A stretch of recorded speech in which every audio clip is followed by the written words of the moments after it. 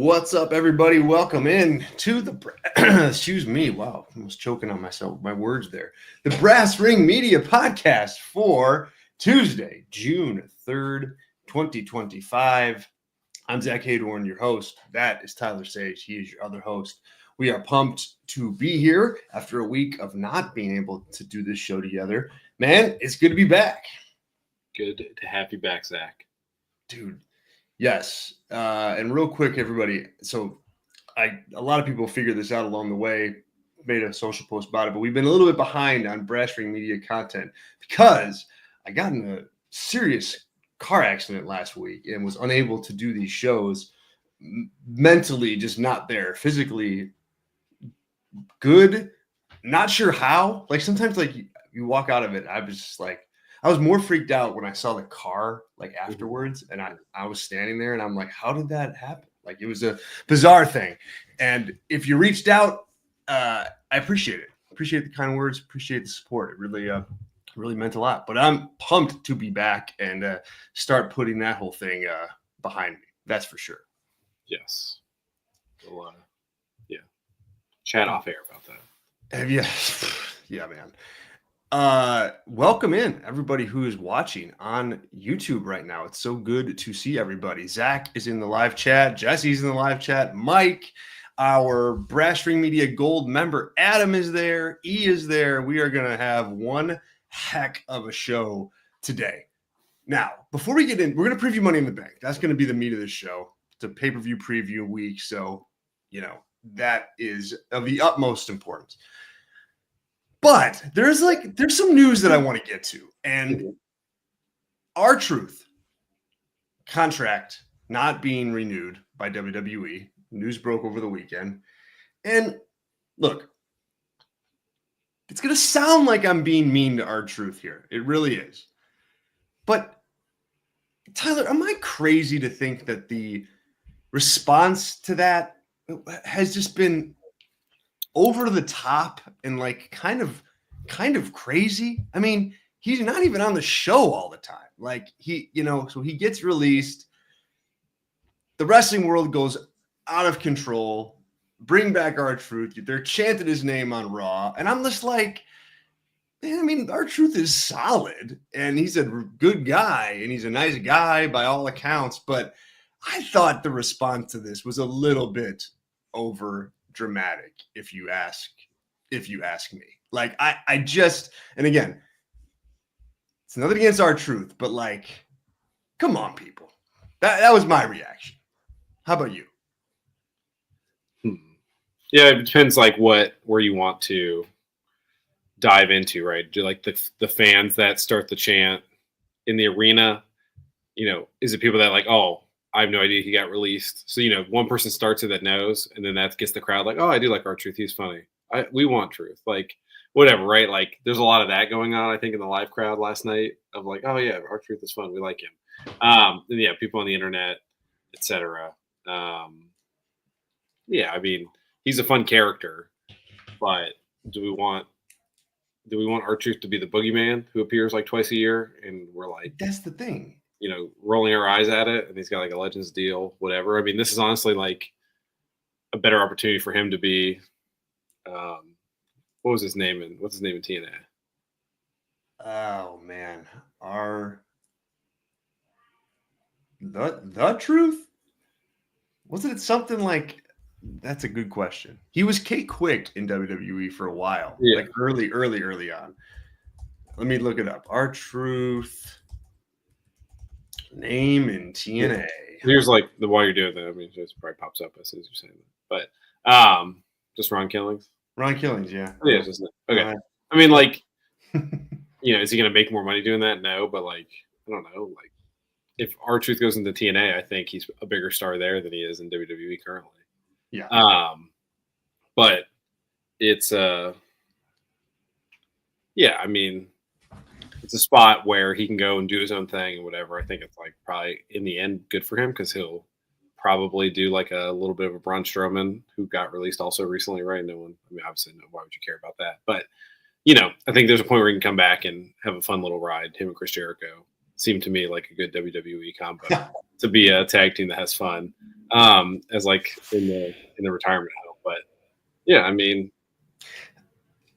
one of those things where like I guess I don't. It didn't. It surprised me when I saw it. Like I saw someone make the Ron Killings is all elite graphic, and I was like, "Oh, that's weird. What happened?" And then I saw what happened, and it seems like I would say it's a strange decision of someone to cut. I mean, it's probably like anything in sports related content. He probably makes a lot of money because he's been there so long, relatively. Right.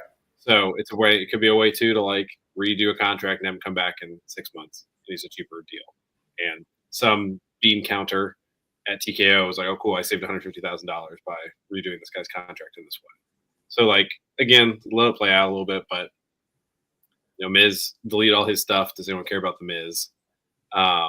No, but that's the same sort of. It's the same thing to me. I mean, R-Truth is more valuable than the Miz currently, I think, but it's pretty close. It is, and I don't know. Like to broaden this out a little bit, I just think like collectively, fans should be less reactive to the releases. TKO and WWE are going to release people.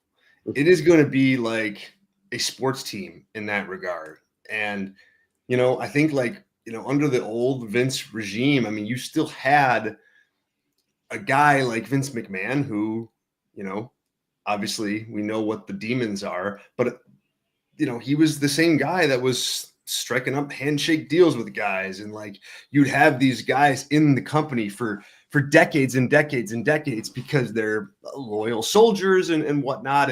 And you take like the carny Vince out of that, and this is what you have left. I mean, you have an actual company that is, ruled by the bottom line and ruled by, making money and turning a profit. And so R-Truth is not going to be the last guy that you like, not you, but people out there that's going to get let go. It's going to happen. And you're going to see, I think, more and more talent like circling through the system quicker, where you're not going to, like, if you're in NXT, you're not going to have a decade there to try to figure it out. Like, that's not going to happen. Like, you're going to get called up and you're going to hit, or you're not, and you're going to be valuable, or you're not, and you're going to fill a role, or you won't. And then you're gone, and they're going to circle somebody else through. Like, I really think that's where we're going, and that's how entertainment businesses work. So it would get exhausting to do this over and over and over every single time someone gets cut, because it's going to happen. And again, this is not going to be the last time this happens. Yeah, for sure. And it's like, how many like people in WWE are untouchable from this happening to them? Oh. Like, if Bronson Reed got cut tomorrow, it'd be strange, but I'd be like, yeah, whatever. They'll just put another big guy in that spot. Right. And that's like what they are. That's what you are. Seriously, answer that question for yourself, though. Like, untouchable? Yeah, like, I would say like zero. You bet your life they wouldn't get cut for financial reasons by TKO. I mean, I would say less than 10. Yeah, for sure. And like, I don't know. I guess it doesn't really matter. Depends like what you do sales wise. But yeah, I mean, how many people were on Raw last night that are untouchable? Oh, two or three. I would say Punk. I would say Seth. Yeah. I would say. Does Paul Heyman count? He'd probably be. I don't know if he counts, but he should count. So maybe 4. But I would say Punk. I would say Seth. I would say Jay. Not Jay. He could be cut tomorrow. Jay would, and he's part of the fam. Roman's going to keep him around. Yeah, I say if it's a straight business thing, but fine. I think what they really have to worry about is everybody being El Grande Americanoed, and everyone. If you stick around, you should be 2 characters. Oh my God! And I want to say too, this isn't like, I'm not advocating for people to lose their jobs. I'm just saying that, like, nobody. You don't want to see anybody lose their jobs and none of that. But like with R-Truth, it was like his contract wasn't renewed. I mean, that happens all the time in sports, especially. So, and he's 56, something like that, 54. Like 54. Like, hey, that's like average age. I got a stat for you. Yeah, I think it's gonna be hard to beat, but based on that. But all right, hit me with it. Well, so last night's main event. What do you think the age of all three participants was if you add them all together? All right, main event. So, because AJ Styles just celebrated a birthday, that's why this really popped up. Who is the third person in El Grande Americano? I'm gonna assume he's 39, just to give you a freebie there. So I'm gonna say like 120. Yeah, 133. That's crazy. AJ's 48, Punk's 46, and Gable's 39. So I'm sure it's happened, but I think you'd be hard pressed to find like a triple threat main event in WWE history that has more age than that. Because like we're talking like Hulk Hogan 2002 is younger than AJ Styles. Yeah, that's wild. Oh, that hurts. That melts the brain a little bit. I'm almost certain. I remember when I saw Hogan come back in 2002, I'm like, oh my God, like this guy's old. Let's see, I'll do some math real quick. And now it's crazy. Yeah, he's born in 53, so hold on. All right, well, you do this. I'm going to take care of the propers. All right, he was 49 in 2002. So. Okay, so he's right around the age of AJ Styles. Yeah. It's insane. That's insane. More on this in a minute, you guys. This is the Brass Ring Media Podcast. We are live with this show. The Brass Ring Media Pod is our flagship show here on the Brass Ring Media YouTube channel. Twice a week. We're here on Tuesdays. We're here on Thursdays. And we're glad you're here with us. If you found us on YouTube, hello. Thanks for joining us. If you found us on the old Twitter X machine, hello to you as well. And thanks so much for being here. We have all sorts of shows and content that hit the channel on a day-to-day basis. We have the Daily Wrestling Hotline with Dominic D'Angelo every single day. We've got the Kick Ash podcast on Saturday morning with Ashley. We've got Nocturnal Knockout on Wednesdays with Robert. And the moral of the story is subscribe to the channel so you don't miss any of that stuff that hits.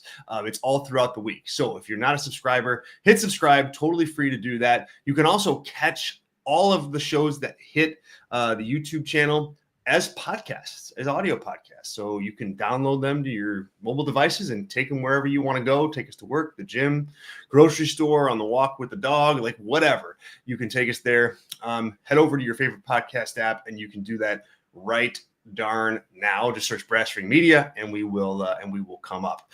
For those of you wondering what that Patreon thing is right up there, we offer Brass Ring Media membership, and it is a fun thing that you're going to want to get in on ASAP. Patreon.com/Brass Ring Media is how you do that.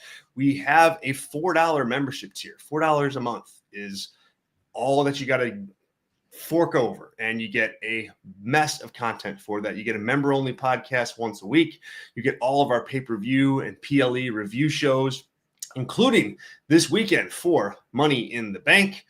You get access to our Discord community and full access to the written newsletter and so much more that pops up along the way. So give us a shot. It's only $4 a month. Patreon.com/Brass Ring Media is how you do that. We also offer gold membership if you're very much interested. And for that, we offer unlimited super chats, unlimited engagement with the show, and also monthly appearances on our live shows. Thank you to our gold members, Sean Palikta and Adam Kidd. We appreciate you guys very, very much for that support. And looking at next week to potentially have our members join us. So look forward to that. Check it out. As for today, we got the super chats back. They're back. If you are willing and able to drop us a super chat, ask us a question, or make a comment, or just hey, talk a little of this, talk a little of that, drop it in there, and we will make sure to do that. We'll get to all super chats by the end of the show. The live chat is open as well, so if you just want to contribute there, I'll try to monitor that as best as I can, and then and we'll go forward from there. Also, I want to point out we do have an email address, and we would like to incorporate an email kind of question and answer email bag type segment into these shows and or our member only shows that drop once a week. So if you're interested in asking any questions at all, whether it's wrestling related, music related, movies, whatever, brassrmedia@gmail.com is how you do that. brassrmedia@gmail.com. Get your questions in. We'd love to get some random ones and have some fun with those. So do that. brassrmedia@gmail.com. All right, Tyler. Zach. R-Truth. Mm-hmm. Does he have a place in AEW? You saw the graphic. Obviously, that's going to be where people's minds go. I think that there's okay, normally I would say stay away, Tony Khan. Stay away from this because he doesn't really fit what AEW does, on a regular basis. He can. I mean, they have had comedy segments, they've had comedy bits. It's just never been good for AEW when they go down that path. However, if I was reading the fan response to this, I feel like there would be a large amount of goodwill with the audience that Tony Khan would suck up and suck away from WWE because he does bring in, Ron Killings to the team. So I can see it both ways, but I'm curious as to where your head's at on this R-Truth and AEW question. We've got some very, very defined opinions in the chat already. I've been known to be a bit of a contrarian. I think you might agree with that, Zach, in general. I think so, yeah. A thoughtful contrarian. It's not out of nowhere. Yeah, not on purpose. No. I guess it's more like if everyone's going one direction, if you're going to zig, what does zagging do for you in that situation? I do think there's a Doctor Strange at the end of Avengers Endgame. Is that the second one or the first one? Part one is the second one. Infinity War is the first Infinity War, yeah. Where there's one possibility out of millions. I do think there's one combination to use Ron Killings in AEW, and it would work tremendously well. One pairing. He's 54. As a tag team or an opponent? A tag team partner. Man, wow. I can't even think of one. Yeah. So it depends what he's willing to do in the ring, right? And I don't think you need to go straight opposite with him. This is all to say, I generally agree. No, I don't think he really benefits AEW long term if he joins. But if you want to go the other side, if he's willing to not be the opposite, right, which is a badass death match wrestler, right, would be the opposite of what the R-Truth character is. Yeah. But you don't want to go that far. I do think you want to be a little bit different of a character, not just a bumbling idiot. I think you pair him and Mark Briscoe together, and you have team AEW lovable babyface guys that lose all the time, but people love them. That's the only way I think it works because I think the default would be put him with Leo Rush and Ricochet and Action Andretti and something like that, or he's doing the thing where he's a good guy but he's trying to join the bad guys and all that stuff, right? Then you're just redoing the R-Truth stuff, right? That's what I think would happen in AEW if he went. So I'm going to lean hard no, probably. But I think there's a way to make him a mascot, but a respectful mascot. Because he's kind of been a disrespectful mascot in WWE. And I think if you're Tony Khan, you want to make him a respectful mascot. You want to make him your Titus O'Neil, but works matches and loses all the time. But, that sort of character. If you do that, that will be fine. But I don't think there's a ton of value to do it.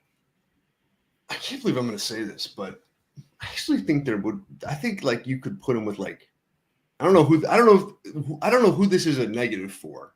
Probably the former, but I might put him with Chris Jericho. I think that's where Jericho is at this point. You mentioned him in WWE, but I think in AEW, that they could. do their old man shtick, and you're gonna have Jericho on anyway. So I mean, I think that could potentially work. We got a lot of opinions on this in our live chat. Our gold member Adam Kidd says no, and Sean agrees. He says no, absolutely not.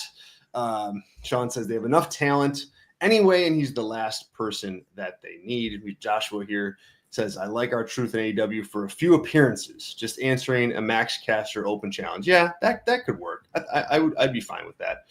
Andrew H says, only if he pretends to be in WWE. Not my idea, but there are so many former WWE wrestlers, it could work, but he shouldn't ruin his legacy by joining AEW.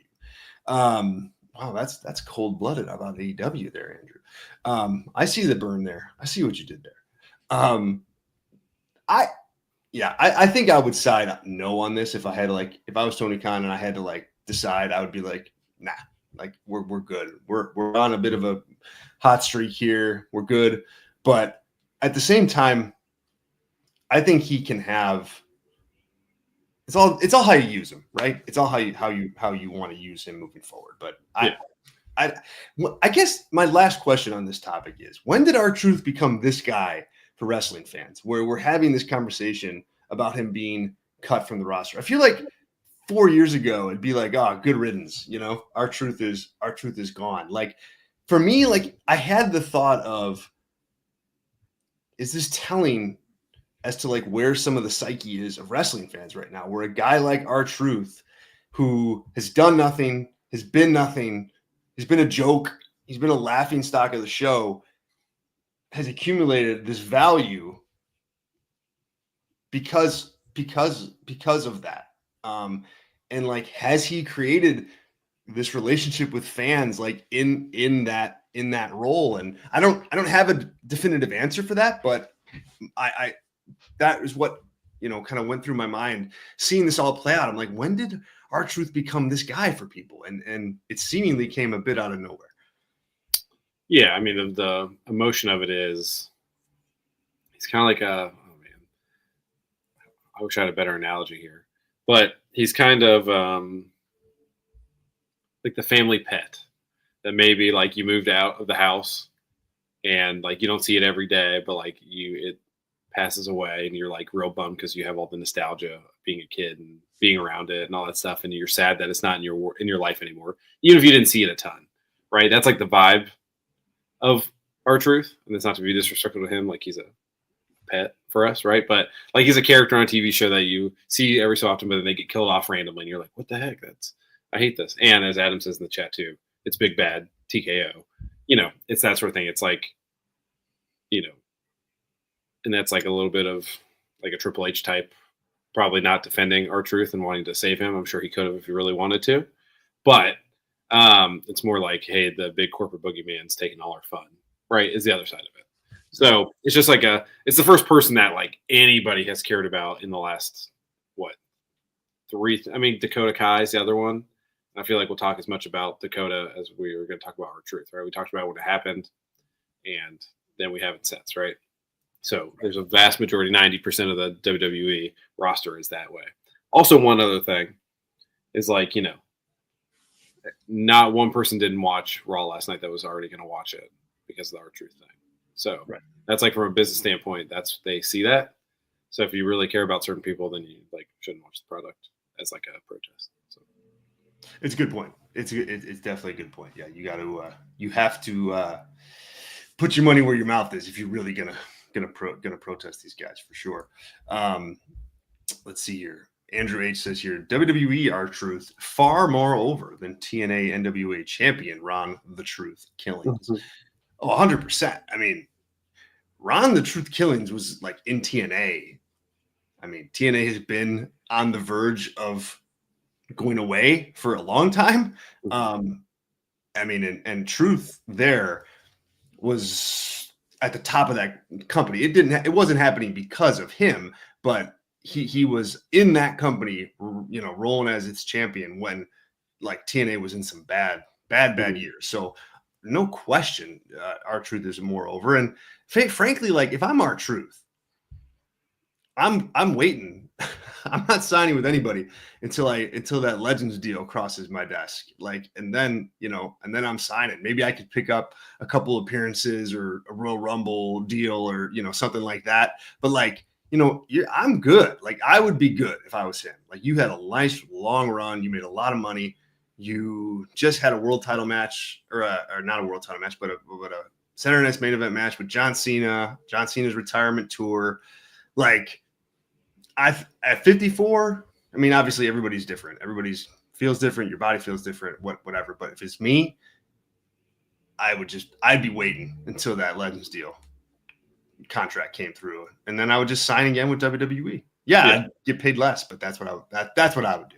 Yeah, I mean, I kind of think he'd be, for like a year or so, would be one of the funnest guys on the indies. Like, he could have a ton of fun, do like absolute crazy stuff, and I think totally R-Truth could main event against Joey Janela at the next spring break if that does happen.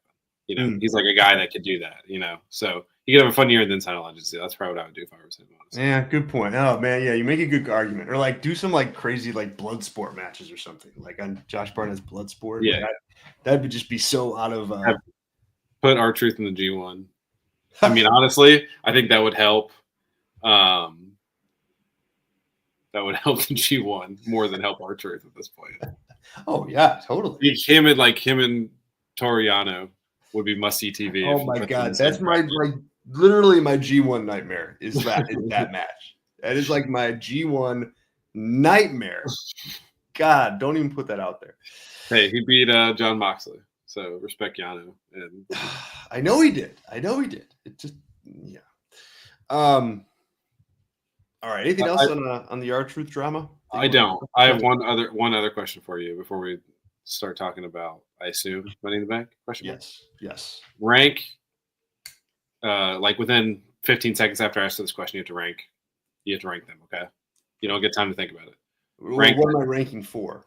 Well, I'm going to tell you, then you have 15 seconds. Right. You're just ranking them. I don't care how you do it. Don't explain it. Just rank them for me. All right, shoot. All right, rank the Shield guys.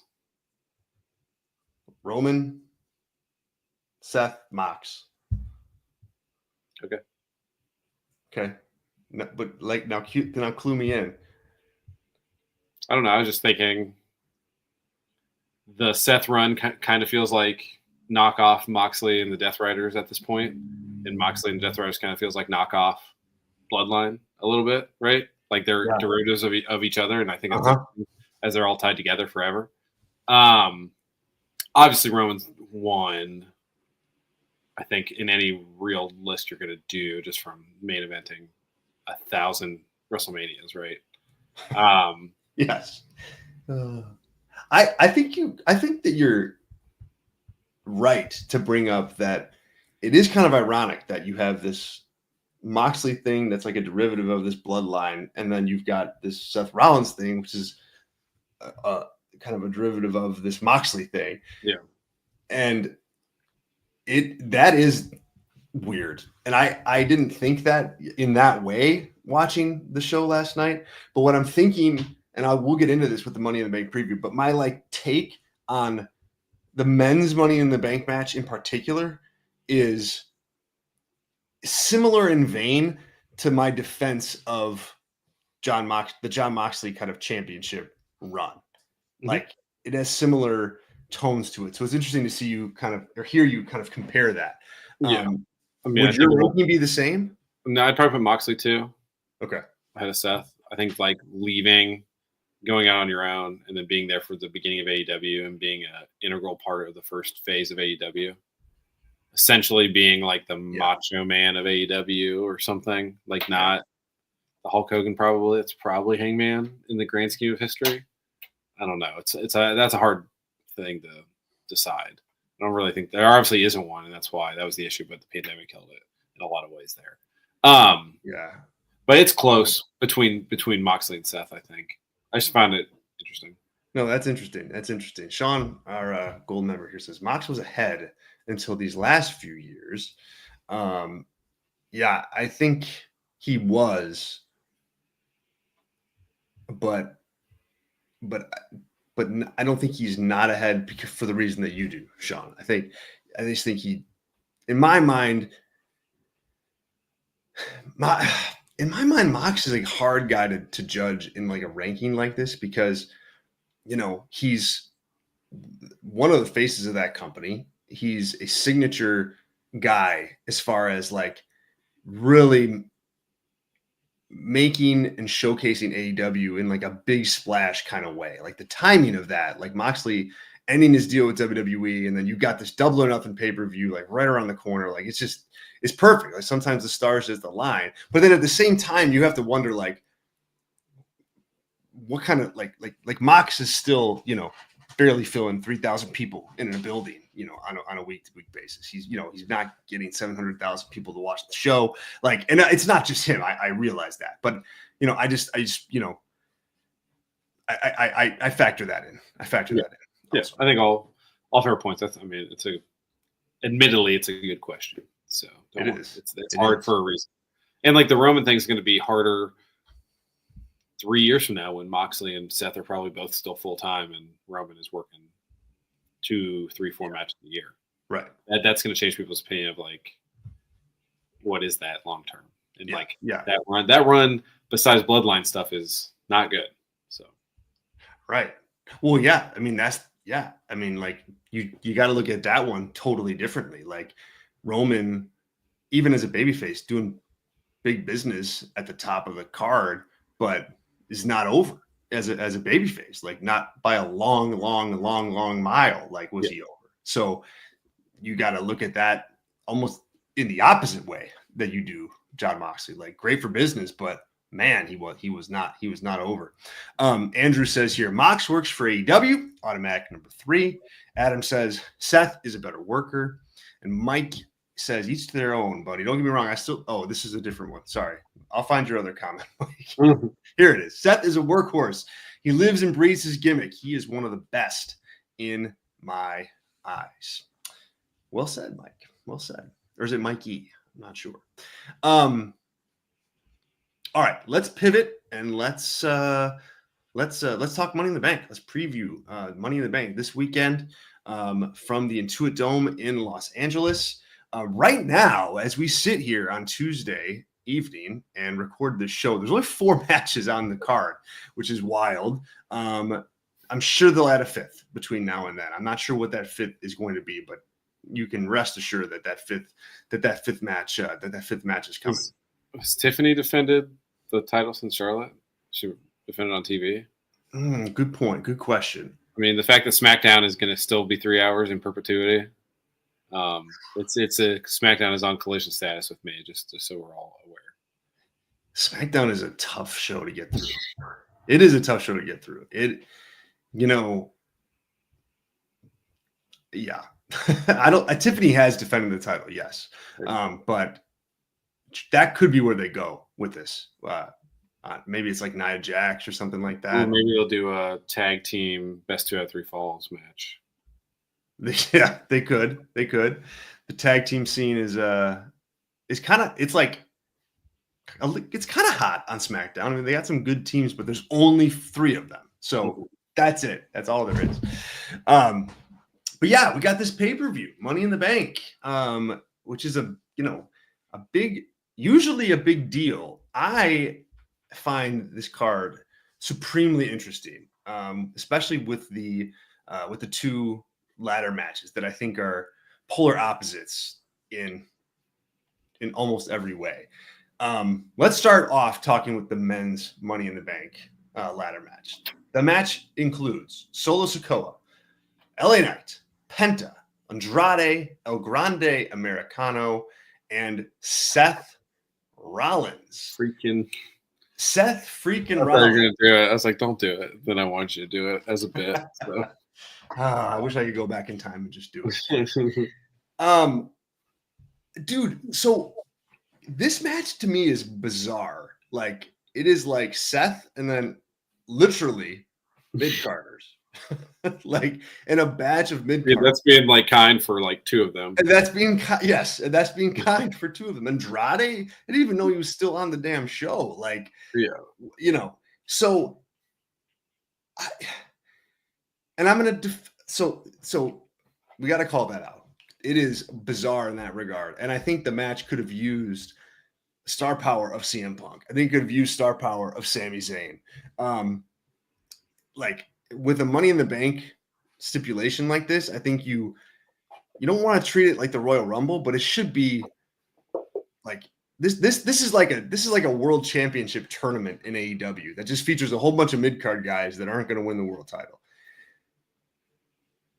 Is this too obvious that Seth is going to win, or is it set up with this lower level talent because Seth is going to win? And so because he's going to win, there's no use putting Cody in there. There's no use putting Punk in there or Sammy. Like, because I think you can view this both ways. Like, I think Seth's going to win this. I think it's like a virtual lock because of what they have planned on Raw, like the following show. You know, they're promoting this big Jey Uso versus Gunther match seemingly out of nowhere.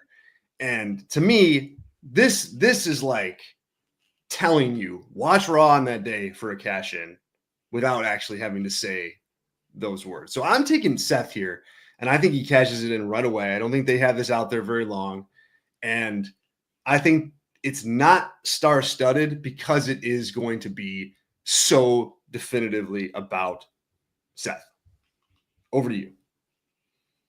Yeah, we're so opposite on this. I'm so excited. Okay. I think this is such a red herring that, like, they're working you into a shoot, brother, with this one, is how I feel. With your how you feel it's going. Obviously, the CM Punk thing is looming. He's going to certainly cost Seth, I would assume. That's the story. That's lame. Well, yeah, you're telling me.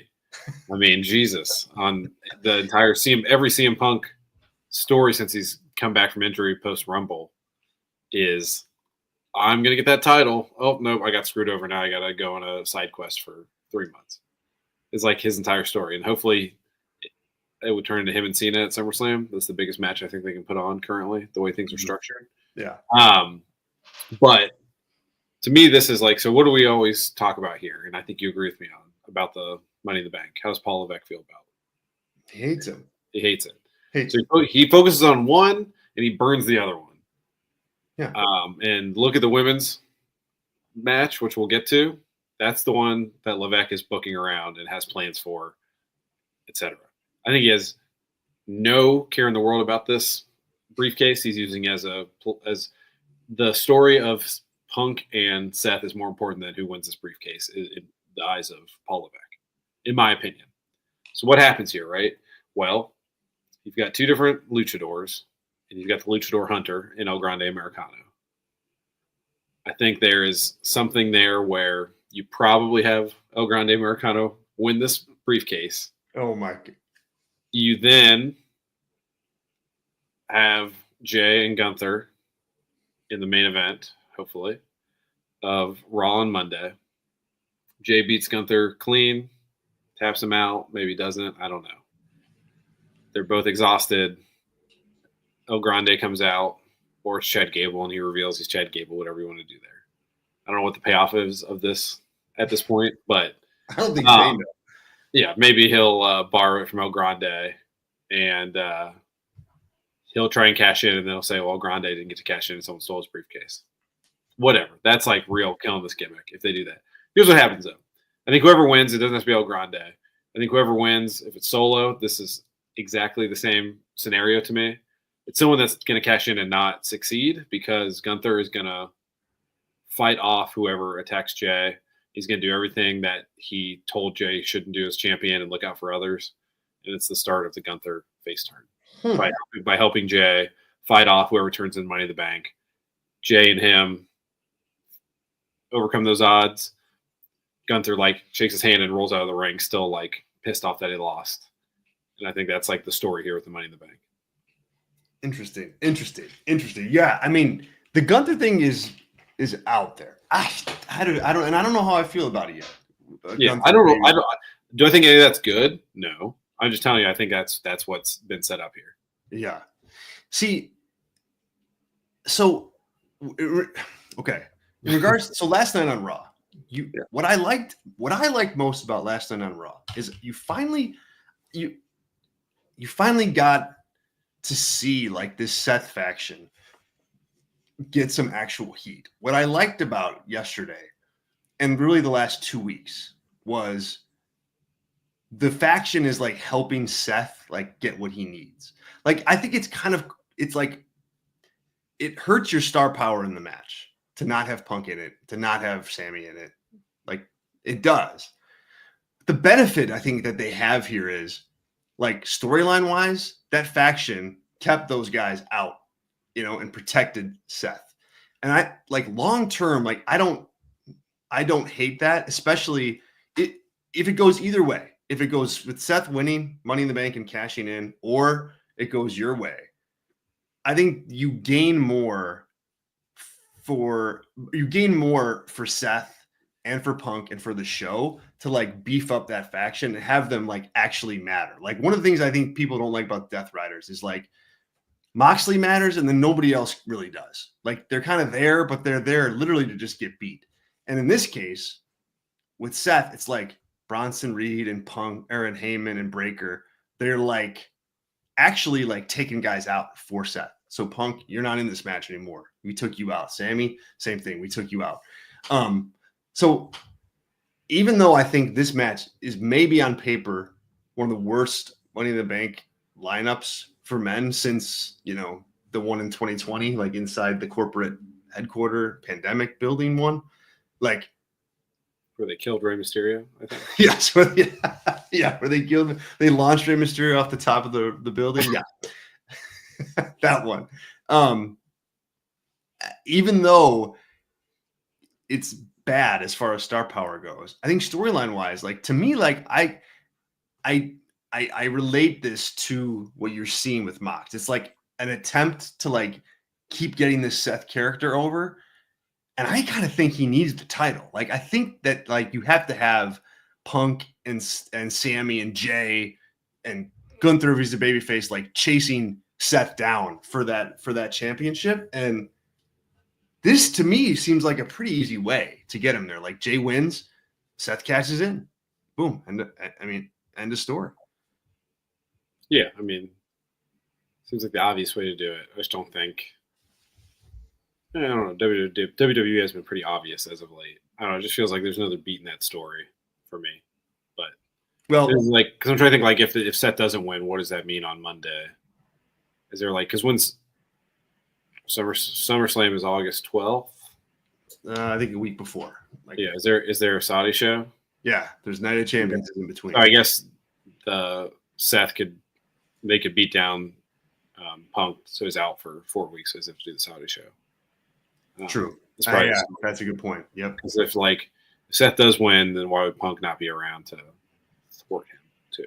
That's like a problem there in the booking. Good point. Yeah. Yeah, that Saudi show does put a bit of a wrinkle in my prediction here.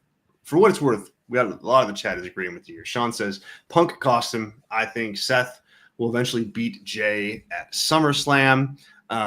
Josh says you're letting Seth win the match and then screwing him out of the cash-in is more Punk's MO at this point. Possibly. I think that would certainly fall in line kind of with what you're saying, but in a different way. Let's see here. And that same thing, you do the same Gunther story too.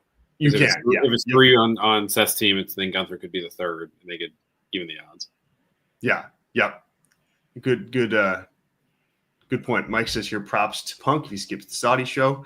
Yeah, well, we'll see. We'll see if Punk puts his money where his mouth is on that. Literally. That's why he's never going to be champ. Yeah, because, oh man, yeah, that'll be interesting to see. But all right. Last thing I want to do with these matches. We talked about El Grande Americano. We talked about Seth. Solo. He's a heel, and I think like generally with these Money in the Bank stipulations, you need to look at heels in particular because it's such a heel gimmick. Solo, I could see him running around with the Money in the Bank briefcase. I don't think I would be advocating for that, but he's a mid-card guy that they're behind in a way.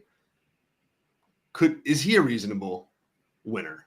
Yeah, I mean, he beat John Cena, right? Beat John Cena. Yep. I mean, is that exciting at all? No. I think LA Knight and him are in the same boat for me personally.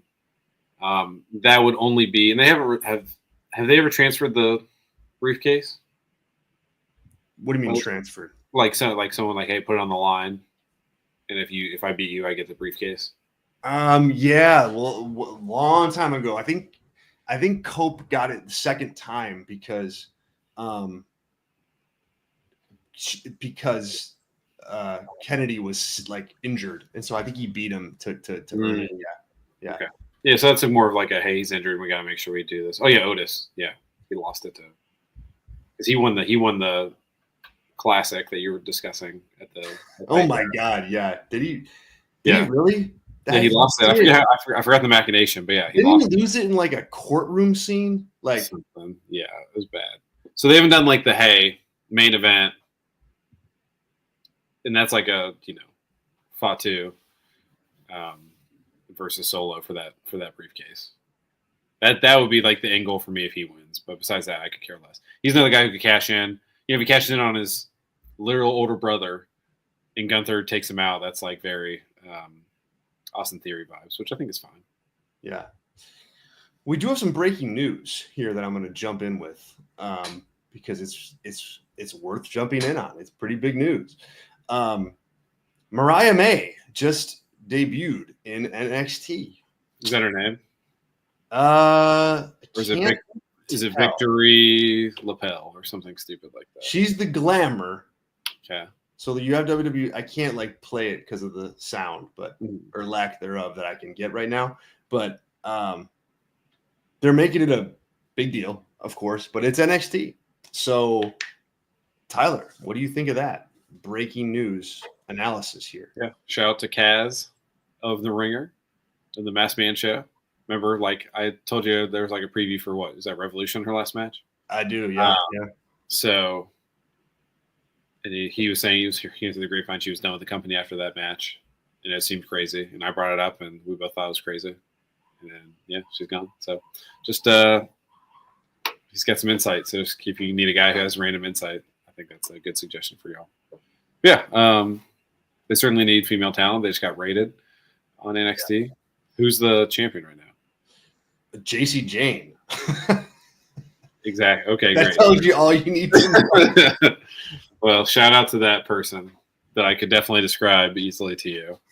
And who's the NXT men's champion? Obafemi. Obafemi, yeah. And Trick is the TNA champion. Yeah. So that's your roster of NXT talent. Yeah. Mariah May, like,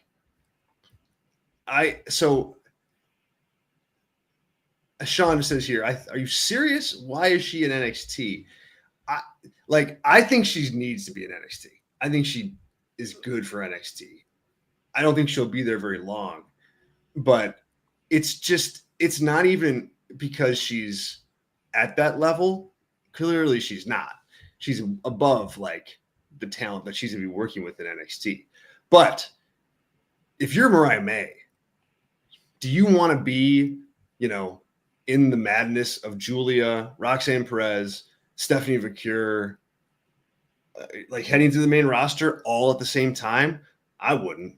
Jordan Grace, same thing. Like, no way. Like, I would gladly take a year or 18 months as like a superstar in NXT and just run with that for a while. Because she's already the biggest star on the show, men or women, period. Out of anybody. She's the biggest star. And to me, I would take that, Sean, instead of blending in with, other stars that are just going to be ahead of her on the pecking order just because of who they are and the longevity that they've had in WWE. So I totally get what you're saying, but I think NXT is the right move, Tyler. Yeah, no, for sure. I mean, it's a way to get in the ecosystem, more people watch NXT than Dynamite, just on cable at least, if you don't look at streaming numbers. So to establish her, have her be a large fish in a medium-sized pond, and then come up and do that whole thing. It's just the right move. And like she does definitely need some seasoning to do like in-ring in arena promos and stuff like that. Obviously, AEW didn't have the faith in her as champion to do that a lot. She had a lot of backstage interviews as when she was champion. So I do think there's a lot for her to grow in that style of cutting a promo in the middle of the ring and being, a top star soon. If you were gonna rank them, you got 20 seconds. Yeah. Roxanne Perez, Stephanie Vicure, Julia, Jordan Grace, and Mariah May. Roxanne, Vicure, Julia, Mariah May, Jordan Grace. Yeah. Roxanne. Okay. Interesting. I thought you'd have Mariah May a little bit higher, frankly. No, she's okay. Okay. Yeah. I mean, I think she's probably better WWE talent than Jordan Grace is. But I think there's a big chasm between 3 and 4 in that group. Yeah. I think I would be I think I'd have her at 3 right now. I think it'd be Roxanne, or I think it'd be Stephanie, Roxanne, Mariah May, Julia, Jordan Grace. That'd be mine. Here's the thing with Stephanie. I think she's easily gonna get into the mode of here's my big move, and here's my formula. And I don't think Roxanne is that kind of performer. So at least for me personally, I just think Roxanne is a better professional wrestler in every aspect than Stephanie. But I think Stephanie has the it. But just mark my words on that. I think Stephanie's going to be have her moonsault equivalent soon. That's fair. Well, thank God you don't have Booker T selling that for her. Well, Pat McAfee's there. Oh, geez, you're right. All right, sure, he'll be I'm about to turn your mic off. They'll cut to him with a fork and a knife and a plate. And he's going to be doing oh, yeah. Stop it. We got a question here from, is it Sands? I'm going to say Sands. But if I have that wrong, correct me. And thanks for joining the show. Glad you're able to join live, and hopefully you can keep catching us. But they say here, new to Mariah, is she both strong in the ring and on the mic? So Tyler, answer that question for them. If nobody's seen Mariah May before and you saw her pop up today on NXT for the first time, what would you say is a reason to watch / get excited about her? Yeah, she's got a charisma to her. I would say she's better in the ring than she is on the mic. I don't know. It depends on the sliders, right? Like a NBA Jam sort of situation, right? Character work is the highest skill that she has, which is good for WWE setting. And her in-ring is really good, and her mic skills are good, is how I would quantify her. Yeah. And she's got people like us saying she's you got to check her out, and that just helps in pro wrestling. Yeah, it does. She's got hype in that regard. I would agree with that. I think what stands out to me with her is her in ring, because it's kind of special. It's not, it's not I don't think she's as good of a technician as Roxanne is. I don't think she has she doesn't have the one move that Stephanie Vicure has. She doesn't have an overwhelming presence of strength and power like Rhea or anybody like that. But in her own way, she's very watchable in the ring, especially as a heel. I mean, I think she just bumps her ass off for baby faces, in matches. I think she can sell really well. She can tell a story really well. She's, by the looks of things, she's going to start off as a baby face here, which I think is the right call, especially with JC Jane as the champion. But I think you're kind of if you're seeing her for the first time, she's young. She's only in her late 20s. So she's got a long way to go, with her career. And I think she's going to have a pretty darn good career in WWE, which leads me, Tyler, to my next question and my final question about this breaking news topic. Did Tony Khan fumble this one?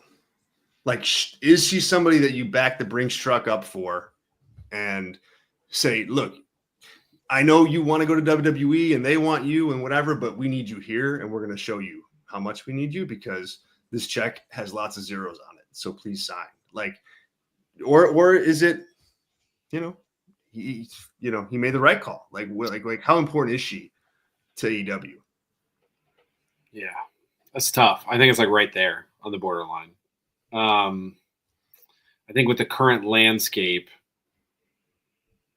if you have the extra cash, which he does, I would probably lean towards overpay for her to keep her based on like what that new era of WWE women's division is going to look like, right? We are, I think we're complaining a little bit more, rightfully so, about the creative direction at the top of the card with Cena and Jey Uso being at the top. But it's not the opposite for the women, but we're not in WrestleMania women's division. This is absolutely dreadful. You can see the light at the end of the tunnel in the women's division. That's going to be like, hey, there's this next generation of women. And AEW still has a better women's scene currently, in my opinion, but it's very buoyed by the two at the top. And there's more depth in the WWE roster. So for that reason, I would say like slightly yes, but I mean, I don't know. What's WWE paying her? She's debuting in NXT. So I don't think there was like that much of a, I don't know. Maybe it was just like impossible to keep her. If I had to guess. Yeah. But I don't know. I think that would be my take. I mean, if I were Tony Khan, I would have backed up the Brinks truck for her. I think she is you don't want to lose that kind of talent. She's a homegrown AEW talent, like straight up, like maybe like outside of MJF, maybe like the only straight up homegrown talent. I mean, Adam Page, yes, but he had some fanfare about him before he got to AEW.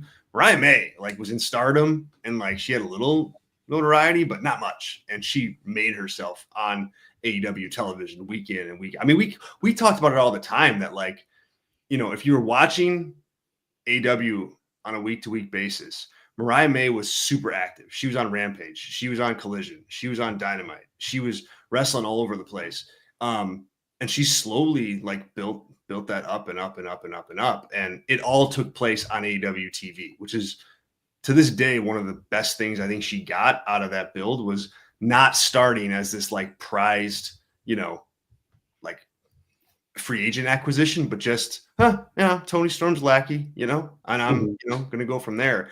And I think that helped her big time in the long run.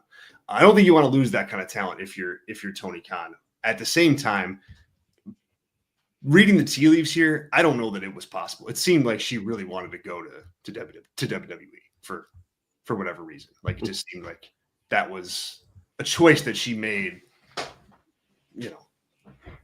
prior to maybe even an offer from AEW. Yeah. Interesting. Well, we'll talk about it more as the week goes on. Let's finish our Money in the Bank preview. So I took Seth Rollins to win the men's Money in the Bank. Tyler took El Grande Americano. We also have... Sounds crazy when you say it like that. But... well, hey, the thing is, like, part of me at the same time with that thinks you don't put, like, is that guy, why is that person in the match? Same thing with, like, Otis, looking back. It's like, why was he even in the match? Well, of course, he was in the match because he was going to win. And so maybe that's this too. Who knows? Lyra Valkyria is going to defend the Women's Intercontinental Championship against Becky Lynch. I think we're really seeing Becky use all her superpowers to try to pull Lyra Valkyria up to her level on this. And I think it's worked to a certain extent. I think Lyra has, within this feud with Becky, I think she's found a voice a little bit. I think she's found some personality. I think you have a fan base that is, that's more invested in her. But man, at times it feels like Becky is really like lifting a heavy, heavy load in order to make that happen. And so it makes you wonder, like, okay, it's working, but is it worth it? Is it worth it for Becky to put if Becky has to put this much effort behind trying to make Lyra, is it worth doing? And I don't know that we have an answer to that quite yet. Adam says here, C-SPAN has been much better. I like that. Tyler, what do you think? Who wins this one, and how do you book it out on Saturday night? Yeah, I think Becky wins because they probably want to do Becky and Bailey at SummerSlam for something before they release Bailey. Oh my God! Which wouldn't surprise me. The way things are going, that would actually give some people a reason to complain, I would think. But yeah, I think that's the goal here, and I think Lyra has been elevated by this, which is the whole point of it. What does she do after this? That is like the most vital, important part. But yeah, I think Becky wins. Lyra's got a lot of wins against her. It's time to get it back here for Becky and go on to bigger, better things. So yeah, it's been good, and I'm curious. What is that? Is that like Lyra taking on Roxanne in the Judgment Day or something? I don't know. Maybe. I think there's stuff for her to do afterwards. I would be intrigued to see what happens. Yeah, I do too. I think Becky wins. I think Becky wins this, and then you put Lyra on the chase. You got Lyra her win, which I thought was important at Backlash. Now, you gotta like have her chase Becky down, but you run the risk of exposing Lyra though without Becky. Like it's one thing to work with one of the best women's wrestlers to ever do it. It's another thing to work with even somebody like Roxanne, who I think is a tremendous talent, but just not as big of a star as Becky is. So it'll be interesting to see how she does without Becky. But I think I'm with you on this. I think Becky takes it. Sean says here they need to have a plan with Lyra because she's so talented, especially in the ring. She is finding herself. The reaction for Lyra last night wasn't as strong. I'd agree with that. And I think, Tyler, she's had like ups and downs. She's had really good weeks, and she's had really not so good weeks, and she's had some okay weeks. And I would classify last night as just an okay week. But when you look at her now compared to where she was 6 months ago, like it's kind of night and day. And she literally needs to just cut Becky like a commission check or something, because Becky's worked really hard to get this thing over. Yeah, she's her mentor essentially, right? Yeah. And I don't know if she is, but like the reason if Lyra is anything in 5-10 years, it's because of Becky Lynch, right? So yep. And that's like obviously from an ego standpoint, if you're someone like Becky, that's a big point of pride to like hitch your wagon to somebody that like was not in this list of Roxanne's and Julia's and Stephanie's and Jordan Grace's and Mariah May's, right? She's just like someone who was on NXT UK and came over and made it through NXT and all that stuff. So, yeah, I think that's like a good political reason for her to reach somebody like that too. Yeah. Well said. All right, and then we've got the celebrity match that nobody wanted.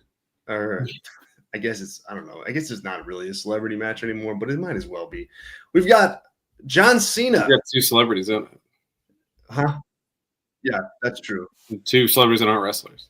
Two celebrities that aren't wrestling. John Cena teaming with Logan Paul to take on Cody Rhodes and Jey Uso tag team match. What the heck is this about, Tyler? What's going on with this match? Why is this a thing? Yeah, the amount that I don't care about this is like exceeding all metrics. Yeah, actually, it's like I haven't even thought about who's going to win until you brought it up, because I like have not. It doesn't matter either way. Like Logan Paul could pin Cody, and I'd be like, whatever, I don't care. Or Cody could pin John Cena, like whatever, I don't care. So that's how I feel about this. So I don't know what this is about. Honestly, I'd rather Travis Scott. So basically, you can't answer my question. Care about it So you can't answer my question? Sorry, I think we were talking at the same time. Oh, let's just say what it's about. Yeah, it's about. Like, what are we doing here? It's about family, Zach. Okay. A brotherly Okay. love. Where's this at? Is this in LA? This is about this is about the Pacific Coast Highway. So let me ask you this. This is Cody's first match back since WrestleMania, and it's a tag team match, like with Logan Paul and Jay and John, and it's just kind of like all thrown together, and it just is blah. I think this hurts Cody. I think like Cody is less like hot now than he was pre-WrestleMania. And it's not even, and I wouldn't even say it's his fault. Like I think it's more so the fact that like you kind of like got punked by Travis Scott at WrestleMania. You lost the title to John Cena. You were MIA without really explaining anything regarding your absence, and you just weren't around, and you're pouting because you lost the title. And you come back and you don't try to go for the title, or you don't try to go for John Cena, but you have to have this tag match with Logan Paul. Like I just don't know what the plan here is with Paul Levesque booking out Cody, who is still your biggest babyface in theory. And here he is in a third from the top match on a pay-per-view that I don't think people really care about at all. As Sean says here in the chat, doesn't really matter. It doesn't really matter. And Joshua says, Zach, it's not a match Cody asked for some reason. Like, yeah, it's just all bizarre and weird. And it's like, it makes me think that something else is coming, that the other shoe hasn't dropped here, except that I've been saying that for, 7 months at this point, and we're still waiting. Yeah. I wish I had a rebuttal for you. I like to play debate club with you. I like when you do. But I got nothing for you, man. Like, again, Cody's like in the sphere of like everything that John Cena absorbs instantly becomes something I could care less about. Yeah, right. Like I care more what Randy would be doing right now than like post John Cena, because it's like, hey, it's not with Cena, so that's good. Well, and I really think that's important to underline, because you really don't care what Randy's doing. No, really ever. But it's like, really hey, ever. Yeah. If he's fighting Fatu, like that's way cooler than doing something with Cena, right? Yeah. So it's like, I don't know, man. It's just like it was rough in the it's like, did Cody come back literally because this podcast was coming out? That's like what I feel. And that's like the corporate lapdog nature that is Cody Rhodes that is a turnoff for me. And I feel like that doesn't help either. So Yep. Good point. Yeah, I think that's true. And have you listened to that podcast, by the way? No. Are you crazy? Right. So I listened to it because I'm going to write an article about it. And is that for SI, I hope? No, it's going to be on us. Oh, you're your own editor. You don't have to do that to yourself. I don't have to, but I did. It was terrible. It was like really bad, man. Like it was a painful listen. I'm kind of stepping on my own piece here, but like if you want to talk like corporate lapdog Cody, this was high level corporate lapdog Cody. Like, now granted, it was his wife on the podcast, so I don't know if that matters or if things will be different if he's actually sitting across from a big WWE star or a MMA star or somebody else. But I don't think he came across very well at all on that show. So, little preview of the piece. That's who will have a worse podcast, him or Corey Graves, to be determined. Well, that's the thing. Or like, I think Stephanie McMahon has a better podcast than who doesn't, right? Yeah, true. All right. Last but not least, we've got the women's Money in the Bank ladder match, and this one is opposite of that men's one that we just talked about, because it is pretty star-studded. You've got Stephanie McMahon taking on Alexa Bliss, Roxanne Perez, Naomi, Rhea Ripley, and Julia. Winner obviously winning Money in the Bank and winning the Money in the Bank contract. Tyler, what do you think? What do you make of this? You got 3 new faces in this: Julia, Roxanne Perez, and Stephanie McMahon. How Obviously, it's a big spot for them, but you also have, Rhea, who's like, the biggest women's star that you have. Where are you at on this, and what have you thought of how they got to this this group of women competing in the match? Yeah, I like it. It's that combination of new people and NXT talent, the new fresh blood. I mean, who's the like the most veteran person here? Alexa, or I guess Naomi, but she's just like Naomi, she's a throwaway in every one of these multi-person matches for some reason. So Yeah. you probably have a moment of like old guard versus the new, which will be fun. But yeah, I mean it's a stacked roster. Literally 4 easily I could see win. Alexa being the 5th, if you want to stretch it. I think Naomi's the only one that has no chance to win. Where the men's looks the opposite, right? Where it looks like one person and nobody else, which is like, I don't think it's the opposite, red herring. With Naomi winning here, but yeah, I mean, I think has Rhea won a Money in the Bank? She is not. Yeah, so I mean, that's like always a thing too, to like win one in the past, into like for your career achievement. Feels like a right time for her to do it there. That would be like the safe choice. And I think if they want to really go all in on Stephanie and have it be like someone that carries that thing through WrestleMania, that would be my secondary choice. But I think they'll go with Rhea here. Yeah, that. Just to have a little bit of fun, I'm going to take Roxanne. I think Roxanne I think she's your heel. I'm going to walk around with this thing for 9 months, Money in the Bank holder. And I think she can play off of it. She's got this thing going on with the Judgment Day. She's a heel. It works for heels.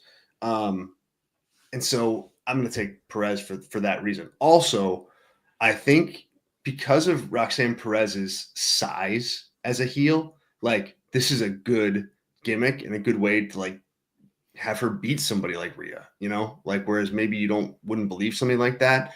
Or if you're WWE, you conditioned your audience maybe not to believe something like that, but like a cash in that works. So I think it can add to her kind of shtick as she tries to define herself as a character to like be a Money in the Bank holder. I also think, it for Rhea, it's like they don't do like call out cash-ins very often where like I'm a babyface and I'm going to make the call, because I think the company likes the surprise run-ins and this and that and teasing. And I just don't see that for Rhea. Like I don't see Rhea as like that star. Like she should be the star that like drops it on Adam Pearce's briefcase one Monday night and goes, I want a title match. That should be her. That's just not really how they use the briefcase. So taking all that into account, I'm taking Roxanne Perez. I think this is a heck of a match though. I think it's built really well. I think you could have had one more week out of it where you don't have the women standing on ladders like they used to, but like I think you could have benefited from like some promos here. With each woman, especially the new talent, like talking about just how big of an opportunity this is. So I think you could have gotten one more week out of this if you needed it. But all things considered, this one should be the main event, I think, if you're just looking at it from a match perspective. I mean, this is, to me, the biggest match on the show and probably the match of the night, too. Yeah.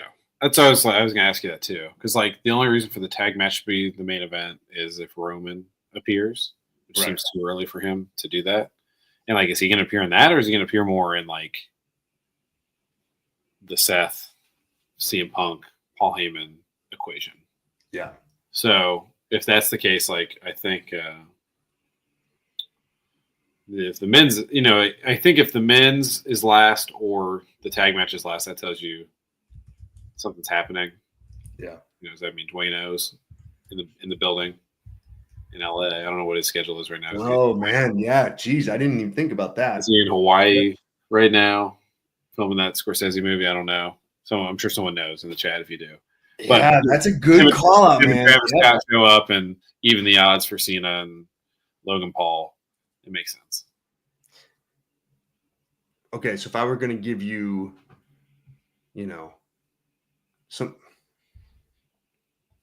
just answer it more simply because we're about to run out of time. You think The Rock shows up? Like, is that what this match is for? Like, because in terms of like answering that question, we didn't bring it up when we were previewing the match, but like that's a reason to have this match. If you know Rock's going to be there, this match makes infinitely more sense. I think he's only there if him and Cody have a match at SummerSlam. Okay. All right. Now that could be Jay loses on Monday against Jay and Cody versus Rock and Travis Scott. That can't work. You gotta have somebody that can work a match on the other side.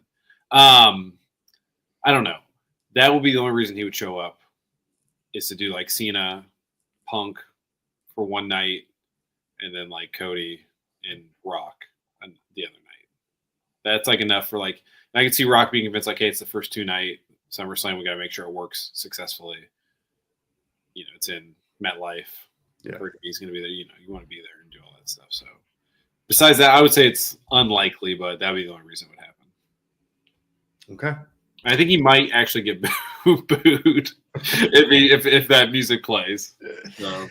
Oh man, yeah. I mean, I'm with you for sure. Absolutely. I mean, absolutely. All right, you guys, there you go. Money in the Bank. We will have a full review of the show this weekend for our members, and I hope everybody gives our membership a try. It's over at patreon.com/Brass Media. We got 2 different tiers. One tier gets you everything, only $4, only $4 a month. So head over there right now, check it out. Also, make sure to check out the other shows this week right here at Brass Media. You can download all the shows as podcasts as well. This one will be up on the podcast feed in just minutes after we go off the air here. So, do it so you don't miss anything. Mike is one of our members and says, join. Adam Kidd, our gold member, says, join. It's well worth it. Thank you, guys. We certainly appreciate it. I have a super chat that I need to get to, and it's from Tracy, who's also a member. And Tracy says here, AARP discount for PRM, please. We're going to have to look into that because, I'm 40 now too. Like, God dang, more discounts on stuff, the better. Thanks, Tracy. It's so great to have your support, and glad you were able to join the show live today. We'll wrap it up there, guys. Thanks so much for being here.